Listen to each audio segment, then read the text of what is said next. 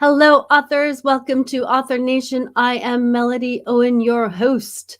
And Author Nation is a YouTube channel. As you know, it is also a community for authors like you. So if you're looking for the supports you need to become a successful nonfiction author, join us at authornationtube.com/join. It is the same URL that is scrolling across the screen, or if you're listening to the podcast, you will find it in the show notes. Today, we are talking about networking, and our guest, Michael Whitehouse, is the guy who knows a guy. In 2014, he moved to Groton, Connecticut, knowing no one at all. A year later, after diving into networking with both feet, he was a major connector in the local community. In 2020, he went global and began connecting entrepreneurs, investors, speakers, and others around the world to the people they need to know. He offers his services as a networking concierge. We're going to have to ask him about that, making connections and building strategic alliances around the world. Let's welcome Michael Whitehouse. Hey, how are you today? I'm good. How are you? Excellent. Thank you. So you are a networking concierge, but I also hear you are a gamer geek and you love your games. So can you just tell us a little bit about what you do in that realm? It is true. I got my dice right here under my computer because D&D dice. when the pandemic hit, when we go back a little further, out of college, I started a game store. So I used to game all the time. And the store was fantastically successful, except for not making any money. But other than that, it was very successful. We built a great community space, and it was, people loved it. But so then life went on, and when I moved out here to Connecticut, as you mentioned in the story, none of my gamer friends were nearby, and I had a small child, and I couldn't, just go drive an hour and spend a whole evening gaming. And when everything went online, I'm like, wait a minute, I bet we could play D&D on Zoom. And suddenly I was able to game again. And now to this day, every Friday, we've got a gaming group. I was the DM, and then I had to stop for a bit because I had to go work and make money. And now I'm back in the game, and now I don't have to run it. So it's great. That's brilliant. Thank you. I have a daughter who plays D&D on Zoom as well. It's super fun. Great way to connect with friends, right? Yep. But you are the guy who knows a guy. That's so me. How did you become the guy who knows a guy? I wrote this book. Yeah. How did I write the book? So as you mentioned, I moved to Connecticut, or I moved to Groton, Connecticut in 2014. And good job not saying Groton. That's how we can tell if someone's from around here or not. If they say Groton, then they might be local. But so when I moved here, I didn't know anybody, and I needed to because I was trying to start a business. And there's a benefit to having zero. If you have a little bit, you're like, well, I know a few people. If you know nobody, you have a problem. And so I leaned into my extroverted nature, and I went to every business after hours, business 4 hours, business during hours, every ribbon cutting, hair cutting, line cutting. I would have showed up for the opening of an envelope. So I went to everything. I started meeting all these people. I started making meaningful connections. People like, you're such a great connector. I was able to bring solutions to things. And I realized I wasn't doing anything special.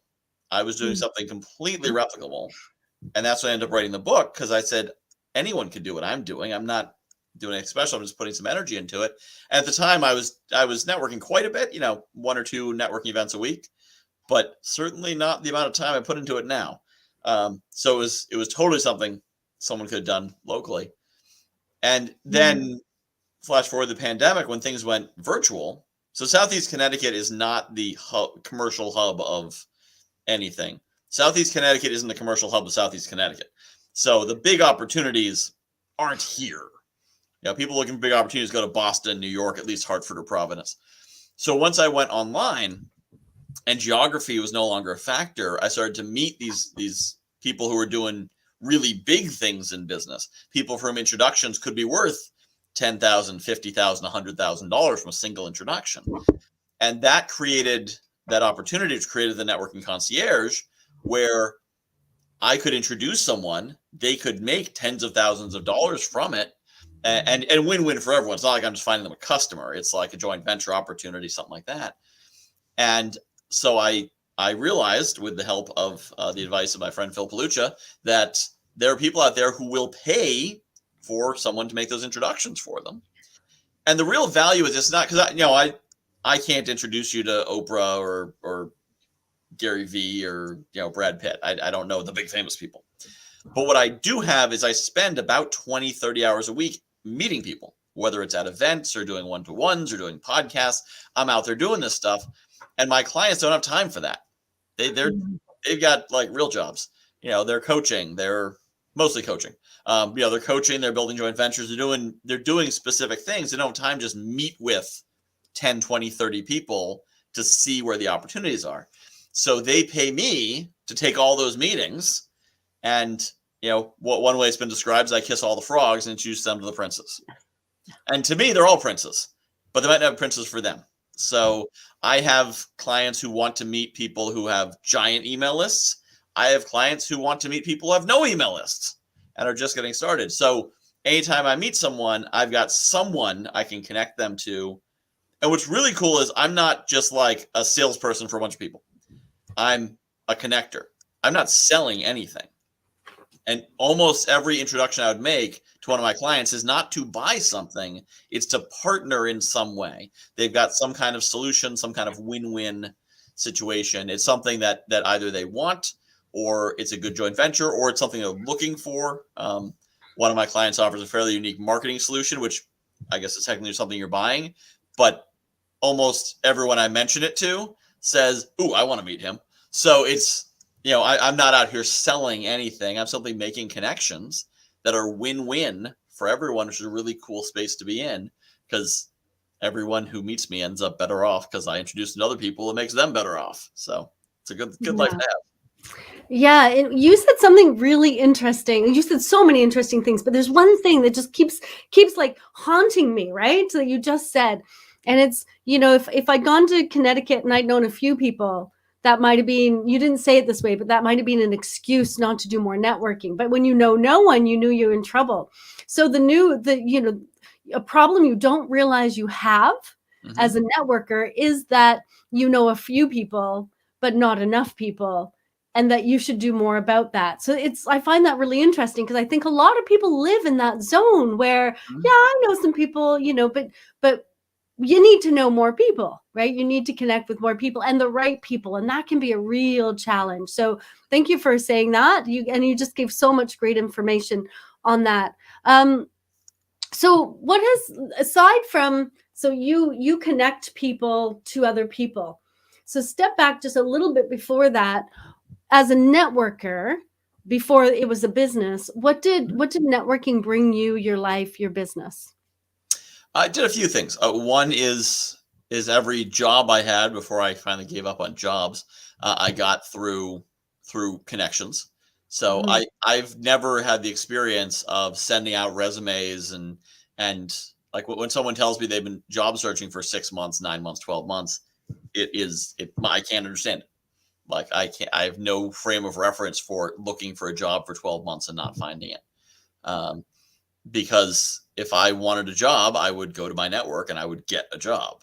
I would just simply like if I want a bottle of milk, I go to the store and I buy a bottle of milk. If I want a job, I just get a job. What's the challenge? Now I understand the challenge that people have because they don't have the kind of network or that kind of mindset.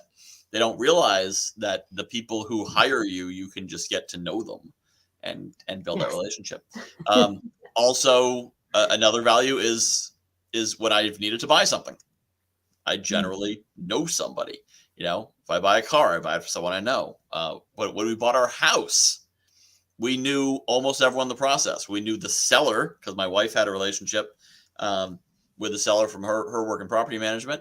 We knew the realtor. We knew the mortgage person. We knew the home inspector. Home inspector, one of my clients, actually. So I think about like how stressful that process would have been if I hadn't known everyone involved. My mortgage guy, I must have re-signed that mortgage 15 times because every time it makes a change, you got to sign it again.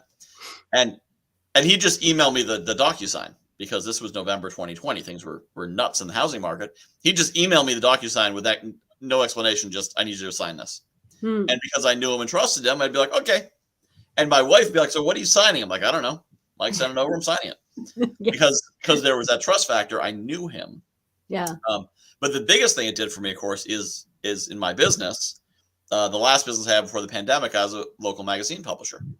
And this is a challenging market for that particular business, simply because it's a smaller, sparser market.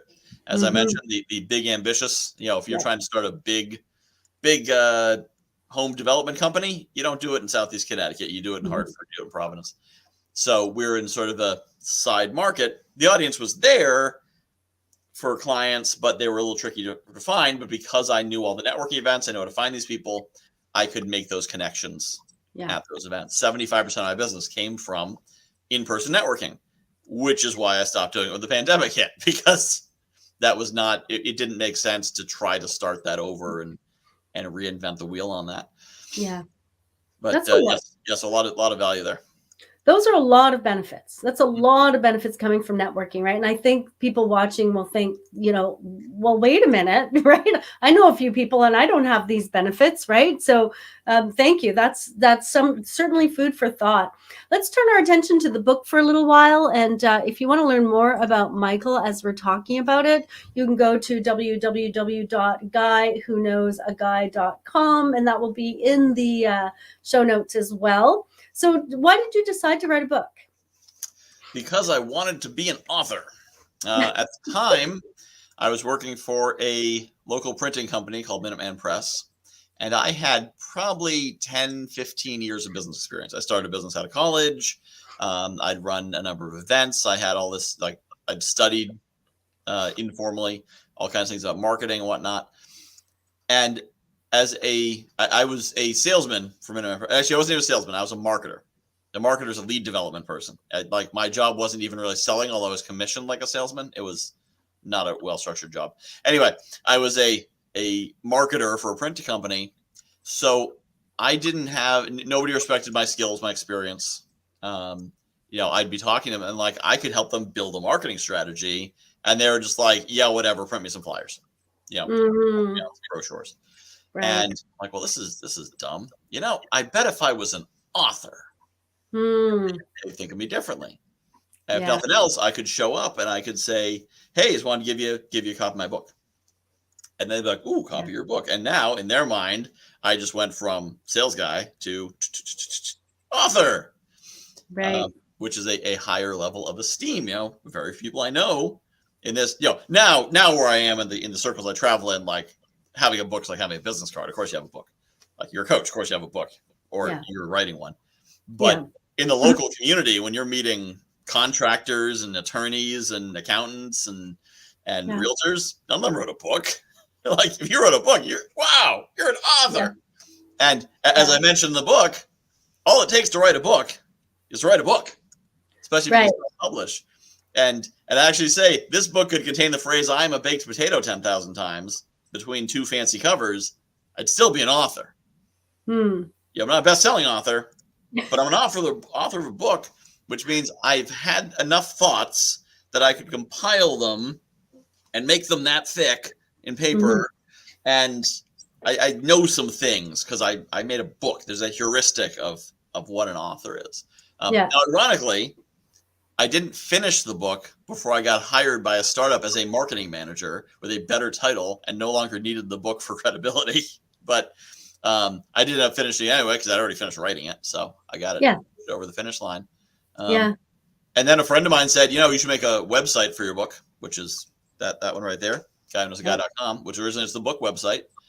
And then I did something else with business. I'm like, I might as well put it on that website I have. I did something else. Yeah. I got a website. I might as well hang it on there. And it sort of became the Christmas tree that I hung all the ornaments on. And eventually the book expanded to become my business and my personal identity.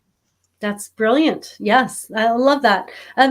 So let's dig into the book a little bit. Can you tell us a little bit about the book? What will we find in it? How is it organized? That kind of thing. So the book is all about the story about how to be an effective networker and connector in the pre-pandemic world, which, highly relevant. Someday when I have time, I will write a new version of the book that talks about the virtual world. A lot of the concepts are very universal, though. Talks about networker attitude, the idea of I'm there to give, I have something to offer. It talks about the concept of giver's gain, which is the BNI philosophy, but it's a general networking philosophy of you're there to give. you approach it with a ladle instead of a spoon. You serve with a ladle, you eat with a spoon. It's about going with something to offer. It's something I've since expanded on in my talks, but the book touches on this, is the idea of when you go into an encounter, you're trying to think about how can I help this person, which solves a problem a lot of people have in networking. It's like, what do I say? So I walk up to a stranger. What do we talk about? How do I explain myself? How do I do an elevator pitch? I don't have an elevator pitch. My intention in meeting someone is how can I help them? That's almost the game. Is can I make introductions for them? Can I solve a problem for them? Can I give them advice? And at the end of that, they may then say, so how can I help you? We may then do a follow-up one-on-one. But I go into the intention of how am I going to help them, laser focus on that, and then it's easy because it's not on me. And if all I do is help someone and then we walk away, all right, I'm not going to call that a failure. That's a decent encounter. I didn't sell them anything. They're not going to help me with anything, but I help them. They now think I'm a cool guy. So if that's the worst that happens, that's a pretty good outcome.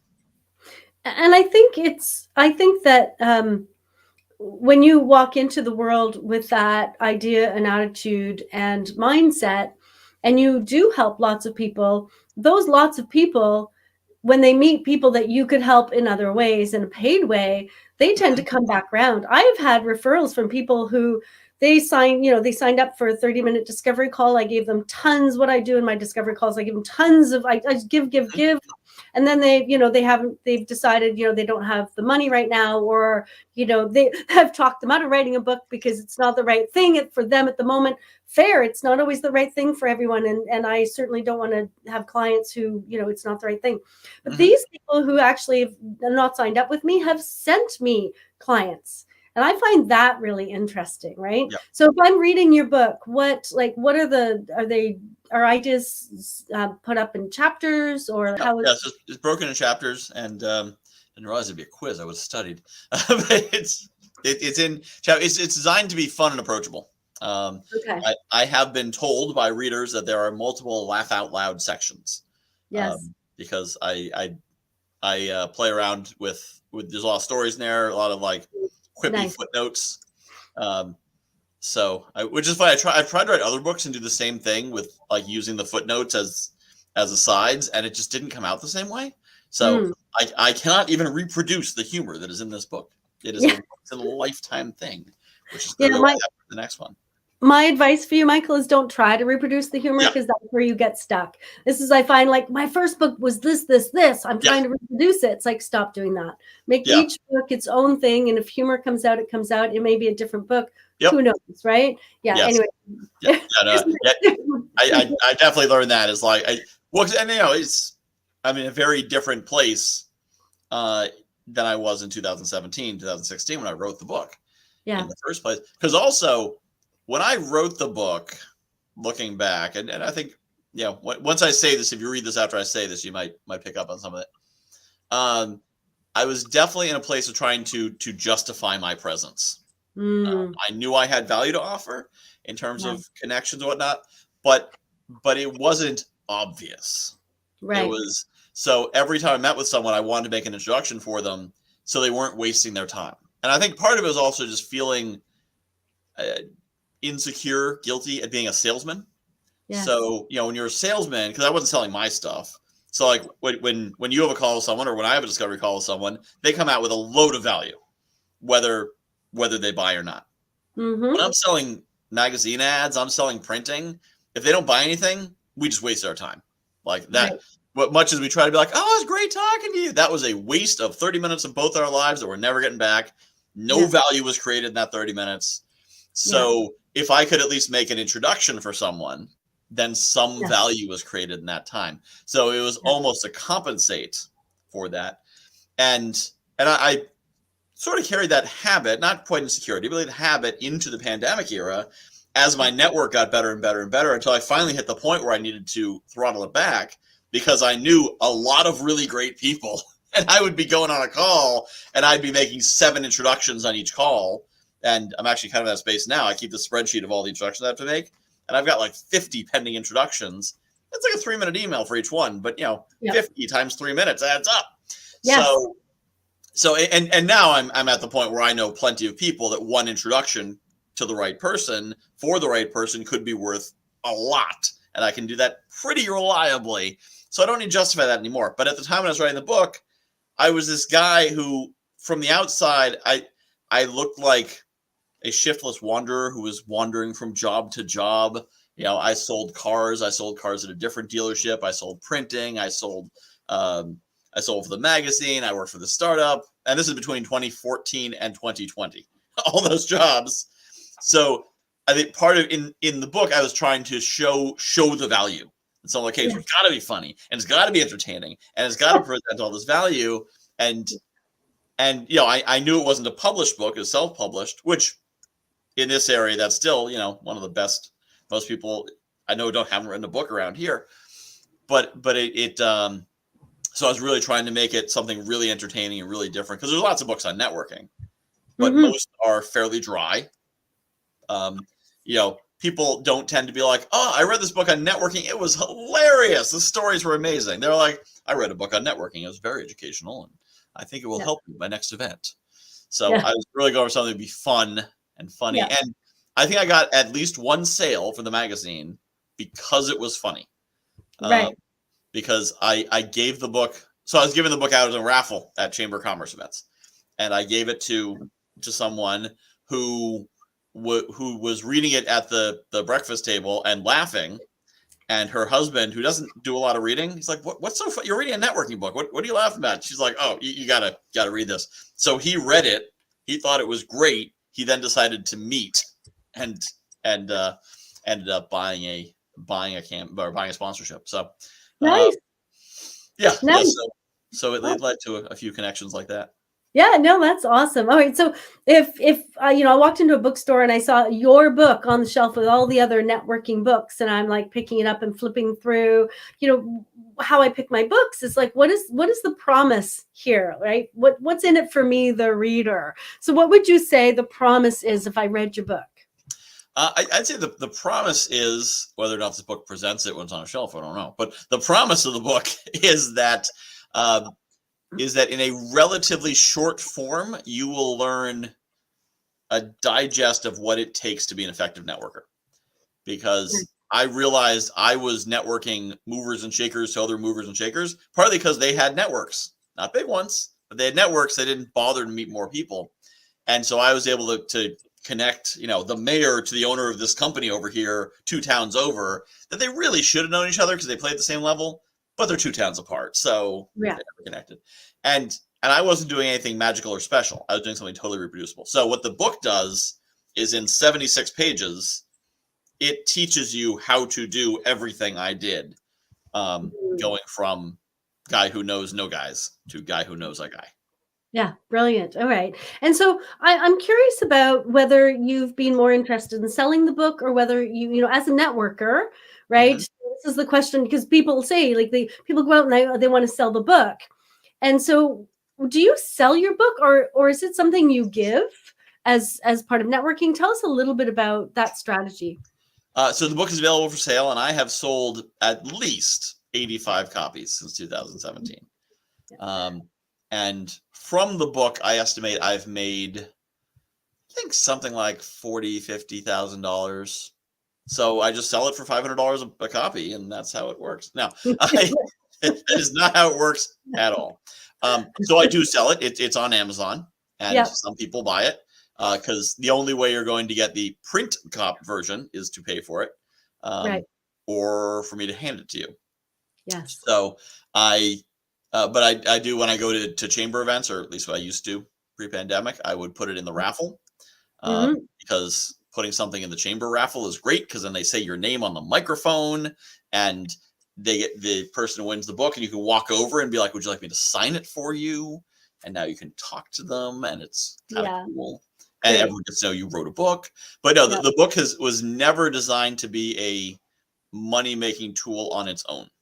I did not know how. Now, I now do know how, because my friend Bruce Jones wrote this book, which is called How to Sell Your Book. Which I've read, and I'm like, wow, it looks like a lot of work. And if I didn't have other ways to make money in my business, I might do that. But Right. I'm not gonna, but it's definitely the recipe for making money on a book, which is not what most people think. It's a lot of giving your content away and using that to drive traffic to the book and Right. some cool Right. stuff like that. But yeah, so I never thought that I was going to sell 1 million copies of the book and make $1 zillion. The whole Right. point of the book was to be able to put the word author on my business card and in my bio, so that I could the hope was get more speaking engagements, and get more something, but at the very least get more respect, Yeah. change my level of prestige, because now I'm an author.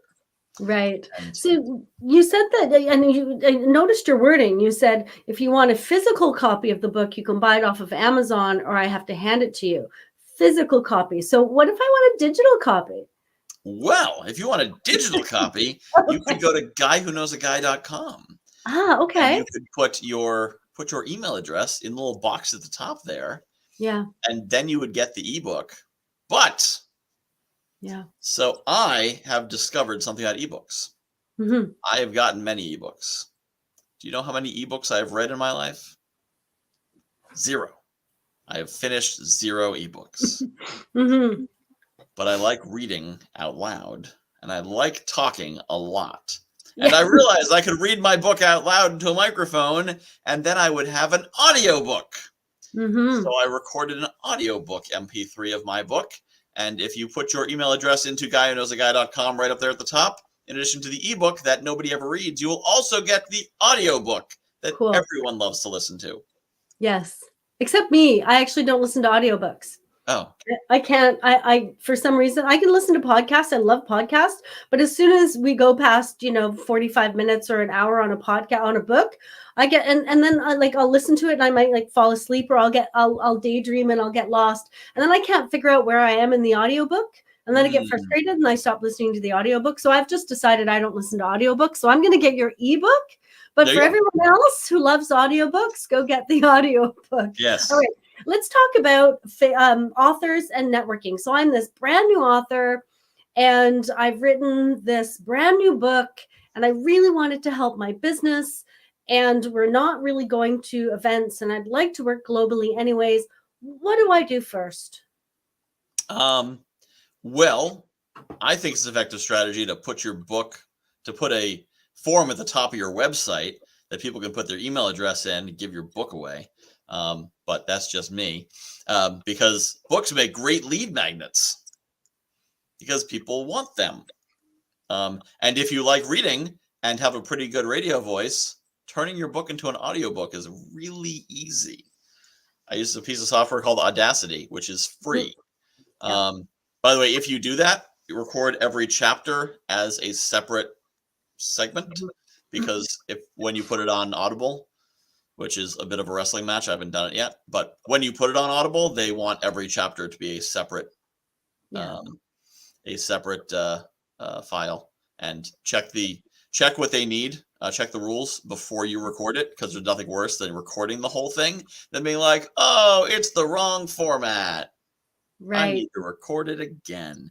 So get the right format. Yeah, but so that's one thing a book can be is and that's if you're self-publishing. If your book is published, then there's other issues with the rights to the book, and that's a whole different thing. But if you're talking about doing what I did, like you've got a business and you want to write your book to promote your business and to show stuff and to be able to put author on your business card, then there's a few things you can do with the book. One is, of course, you can give it as a gift. You can mail it to people. Mm-hmm. People love to get books in the mail, and people hate throwing books away unless they're horrible monsters.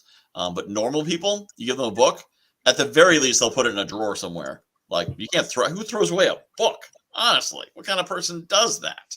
So this means that the thing you gave them is now going to be sitting on their shelf or a drawer or a desk for weeks or months or years. So it gives you some tenacity there. The other thing is that your book has a bunch of content in it that repurposes well because it's written. So depending on how it's written and how much the chapters rely on each other, you can use the chapters as blog posts, as social media posts. You can use excerpts as blog posts or social media posts. And of course, you can have that excerpt on your blog and then a link, say, to get the full book, go here to Amazon and buy it. Yep. And you can drive it that way. But the biggest thing a book does, it puts you in the pantheon of authors, by which I mean people who can put author in their bio. Yes. So when you're looking for, you're looking to get on stages, looking at podcasting, at wherever, you can refer to yourself as such and such, the author of such and such, which sounds better than that. It encapsulate. People assume author means you know what you're talking about. Yes. Because exactly. they couldn't write it if it wasn't true, right? So yes, yeah, exactly. So where do most people fail in their networking? Not doing it, I think, is the first thing. Okay, yes. Going in with the wrong expectations and the wrong focus. So going in to sell. And even when I was publishing the magazine and I was basically network prospecting, which is like I was looking for people to sell to, I was explicitly not selling to them at the event. That there had to be permission from the shift in conversation from networking conversation to selling conversation. So you do not want to be the person at an event who is pitching, because nobody wants to meet that person, nobody wants to talk to that person. People want to get away from that person as fast as they can. So that's one of the ways people go wrong on that end. And then the other end of the spectrum is being too shy and not talking to people, being too scared. Oh, I don't know what I'll say. I don't know if I'll mess it up. And so for that, the focus is on helping the other person. If you focus on helping somebody, then you're not worried. If you're the kind of person who's worried about messing it up, you're probably also worried about talking about yourself. People don't like to talk about themselves. They don't want to have to pitch themselves. So if you focus on helping somebody instead of helping yourself, you're going to feel a lot more comfortable doing that. And then here's the really cool thing about that. If people don't like networking at events, is you can be an effective networker without ever going to a networking event. Okay. Which I was going to make a course of this, and then I realized I could explain it in 45 seconds, and thus it doesn't make for a great course. So now my inner circle is more just teaching people. It's more feedback, Q&A, coaching, and less teaching, because I can teach this very quickly. So here's how you do it. Here's how you network without talking to strangers. Every person you meet, you ask them, who can I connect you to? Who would be a valuable introduction? And they are likely going to tell you someone they need to meet. Your job is now to make the introduction. So you now have a mission. And if you know that person, you're like, great, I got someone for you, and you connect them.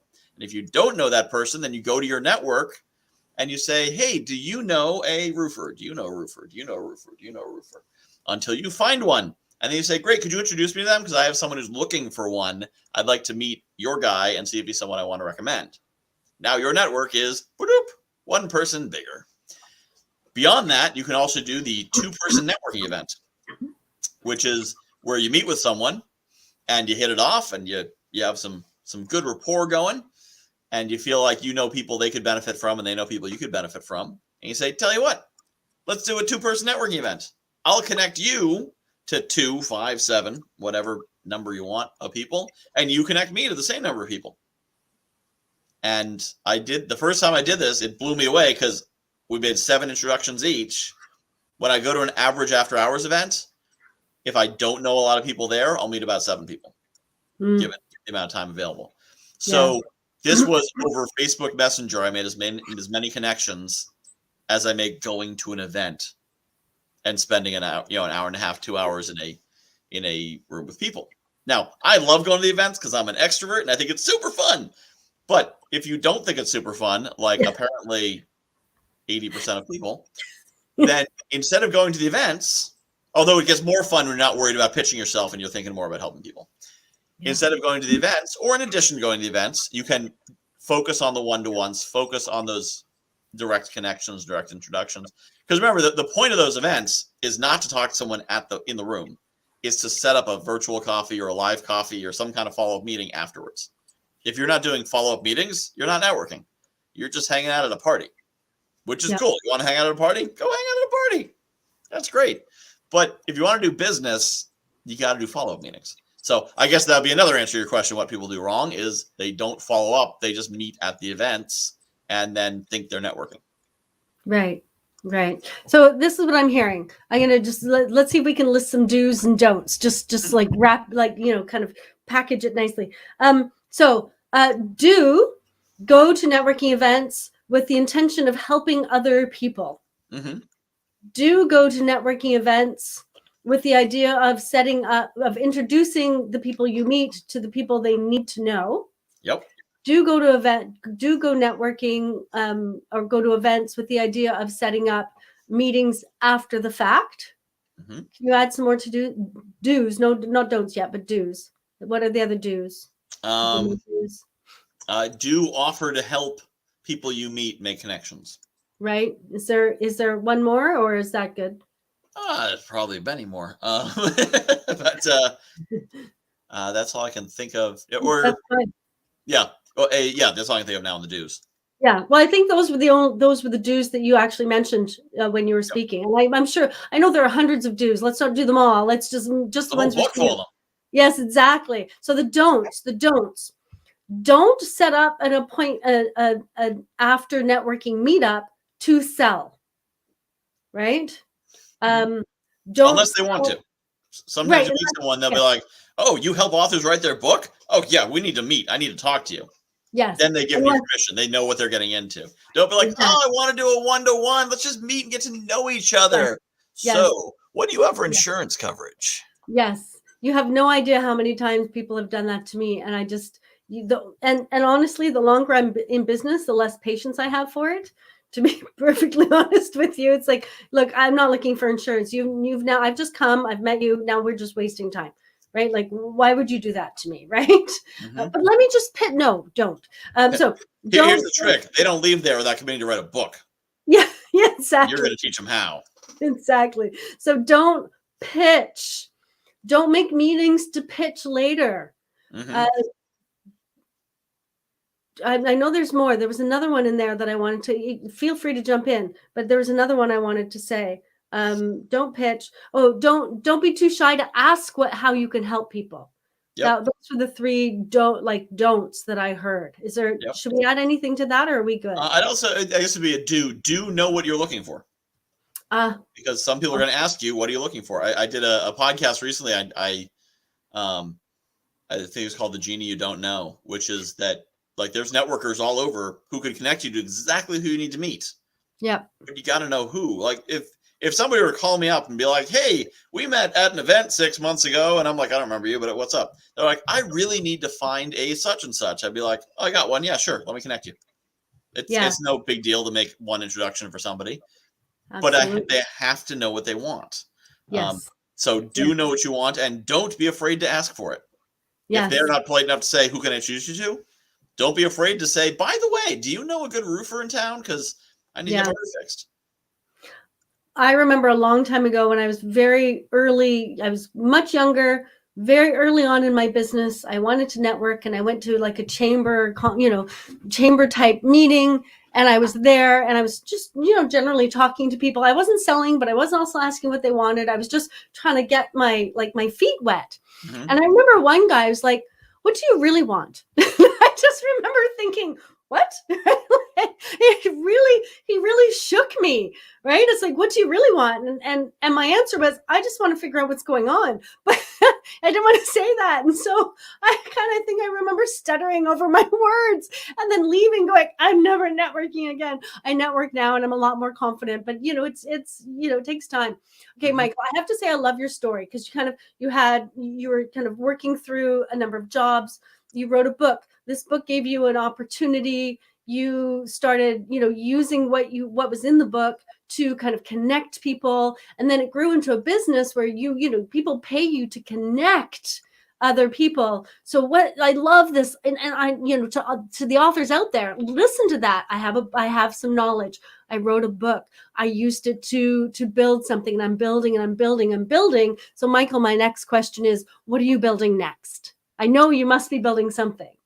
So I'm doing a few things. One of the big opportunities I have right now I'm focusing on is on the, I've been Brian is the joint venture manager for Joint Venture Insider Circle. So that's a big new adventure. Learning a lot. Big. I don't know where it's going to go, but I know they know what they're doing because they're Joint Venture Insider Circle. So they're good to learn from. But my own projects out of the Global Networking Summit we just ran is going to be the Global Networking Brunch, so-called because it's noon. It's going to be Tuesdays at noon Eastern, 9 a.m. Pacific. So it's lunch on the East Coast and breakfast on the West Coast. That's Global Networking Brunch. And that's going to be a networking event. Really, is a drop-in networking event. So it's not like a BNI type thing where you have to be there every single week. But it's kind of a place where you can come in, make a lot of connections, and then follow up on those connections in those one-to-ones. But it's about that. We would do a little hot seat, so someone can bring in come in with their challenges. And the website for that, unfortunately, is not up yet. But if you do get my book, then you'll be on my list, so you'll be notified when that does come out. So that's really one of the big things. And I am also running a summit called The Great Experiment on April 4th, 4422. I don't know how I forget that date. April 4th, 2022. If you go to guyknowsaguy.com/TGE for The Great Experiment. Right now, if you go right this minute, you will see the application for speakers. If you go a little over a week from now, you will be able to register, and you can register to attend for free because I'm testing out some of the software and whatnot, so it's not optimized to make money. It's optimized to let's bring in a bunch of speakers, learn a bunch of stuff, have a great time. Put on a good event, but that means that you get everything for free, and then the VIP upgrade includes some of the giveaways from the guests and also the recordings, which is going to be a tremendous value for I think $47. But you can just come and have a great time and make all the connections and network and meet people, and all you got to do is show up. So that's going to be a great thing as well. And that's The Great Experiment, because life is an experiment and business is an experiment, and this event's an experiment. And we're going to do some great things. So www.guyknowsaguy.com/TGE. Is that correct? Correct. TGE for The Great Experiment. Awesome.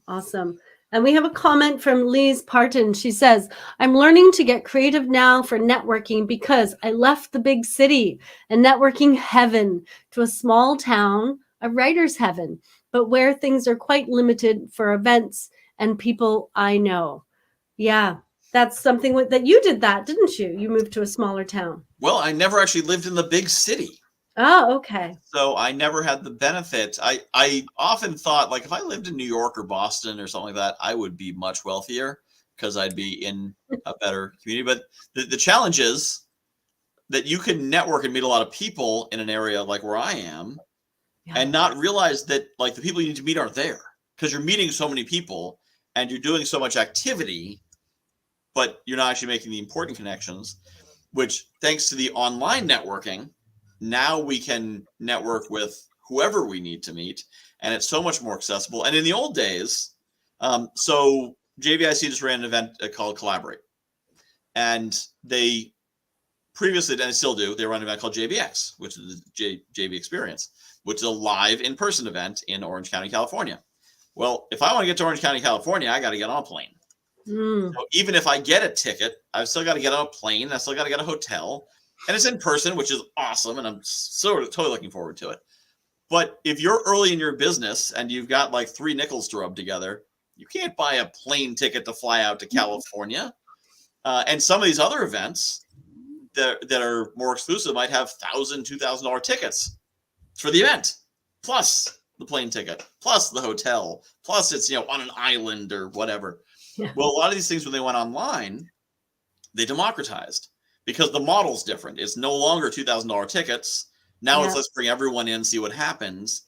And so for $49 or $100 or sometimes $0, you can get into these communities and make these connections and really up-level your connections in a way that you couldn't, because you couldn't go to the event, the live in-person event, for all kinds of reasons. And now you can access, there's a lot of these events. And the interesting thing about the structure of these events, for those who aren't aware, is most of these events you go to, they're built primarily to sell something, but they are kind of like, Melody, the way you do a discovery call, the way I do a discovery call, we are giving tremendous value And Yes. also, it would be cool if you buy something, but if you don't, that's fine. These events are the same way. They're giving tremendous value. And then there's also an offer, and you may say, oh, that offer sounds great. Or maybe it doesn't. Yeah. But it's about creating, and I've seen something that's done wrong, where it doesn't create the same level of value, the same level of connection. And it really feels pitchy and it's like awkward and uncomfortable. But for the best events, you go there and you're vaguely aware that this event is being subsidized by the few people who buy something, that's why it's not a $200 ticket and it's a $40 ticket. But what's super cool about it is that you get to be there with all these people. And so someone who's just starting is there with someone who's a year in, is there with someone who's 10 years in, but pivoting to something totally new, is there with someone who's got a 7-figure business. And you get to make all these kinds of connections. Like, we met at Potapalooza, which the next one is the day after tomorrow. It is. So I'm sure you will share your link to get everyone to come to that. But I'm actually not able to go because I'm at an in-person event. In-person event? What? Preposterous. Who would do such a thing? I had an in-person meeting today. It was so weird. It was nice sitting around the table and talking. But yes. So Potapalooza is a great event if you're at all into podcasting. It is. That's where we met. But yeah, so there's all these events you can go to and you can make those connections. And the key thing is to remember, the goal is those one-to-one meetings afterwards. If you're thinking the networking happens in the room, then these virtual events feel really awkward and weird. And how do I talk to people? But all you have to do is make enough of a contact to say, here's my Calendly link. Let's meet. Yeah. By the way, you should have a calendar link. If you don't have a calendar link, you're not networking. Get a Calendly link. It's free, or $15 for the premium upgrade is $15. And so, you can be in a Zoom chat, see someone who's vaguely interesting, private chat them and say, hey, I'd love to connect with you. Here's my calendar link. Yeah. And like that is a one-line exchange because all you're trying to do is get them on your calendar, get you on their calendar so you can have that conversation later. Exactly. You're not going to be establishing connection. And it's just like, you're vaguely interesting. Let's talk to each other. Boom. Yes. And so you can come out of these events with 10, 20, 30 connections on your calendar. Yeah. And chat with them. Some of them will be useless. Yeah. But they're useless in the moment, but they're also expanding your network, and people who know what you do, they know somebody who may need you. And so connect. So Lise Parton says, I appreciate all of your shares, Michael, just so you know. And I just, we're running out of time, but there's one other thing I really wanted to talk about. You have a podcast, and I'm really curious. Can you just give us that 30 seconds about your podcast? Sure. So I have two podcasts. One is morningmotivation.fun. It is a daily motivational podcast. I made it because I couldn't find it. So it's 2 to 5 minutes of motivation, inspiration, some thoughts to get you going, some things to think about and get your head in the right place. And I generally, with a couple of exceptions, use, upbeat, fire up, like, yeah, let's do something, but not with that like rah, rah, rah. But it's kind of encouraging you to focus on your gifts, on your greatness. Not saying like you're going to be a millionaire, because maybe you don't want to be a millionaire, but encouraging you to be the best you can. And then the other one is the Guy Who Knows a Guy podcast, where Melody, you're going to be in one of the early episodes of our 4th season coming out in April, which is at guywhoknowsaguy.com/podcast. And there, the coming season, the focus is networking and joint ventures and building your business through collaboration. The previous season, which I think I have 60 episodes on, is I interviewed people who are successful in their business and basically had them teach me how they did it. Because I'm like, I'm here, you're there, how'd you get there? And they were all willing to share. It was so cool. So if you want to learn how to be more successful in business, listen to episodes, I don't know, like 60 to 120. And there's a bunch of great ones in there as well. Yeah, and that's a really good lesson for authors and business owners, entrepreneurs. People want to help you. Michael wants to help you. So Michael, if people want to get in touch with you, how do they do that? Well, they should go to guywhoknowsaguy.com, and over on the right side there's 2 links. One is for I do a open virtual coffee, because my calendar, being a professional networker, my calendar filled up with one-to-ones pretty quick. But every Friday at 10 a.m. Eastern, I open it up and anyone can drop in and connect with me there. And then also, if they are interested in my networking concierge service, there's another link on there in which we'll talk serious business. Which, as I said, it's important to know what the expectations are on the call. So I separate those two things on there. And if you just want to stay in touch and learn from me and have me send you knowledge and cool events and stuff that are coming up, then just put your email in the box at the top of the website, get the book, the audiobook, and all the cool stuff I hear about. Excellent. Michael, thank you so much for joining us today, giving us all these tips on how to improve our networking. I know I learned something. I know everyone listening learned something. So thank you for being here today. All right. Thanks for having me. Absolutely. So authors, next Thursday, same time, same place, we will have another expert or nonfiction author. We'll be talking about how to become a successful nonfiction author. Whatever it is you happen to need, that's what we're going to have for you. We'll see you next Thursday.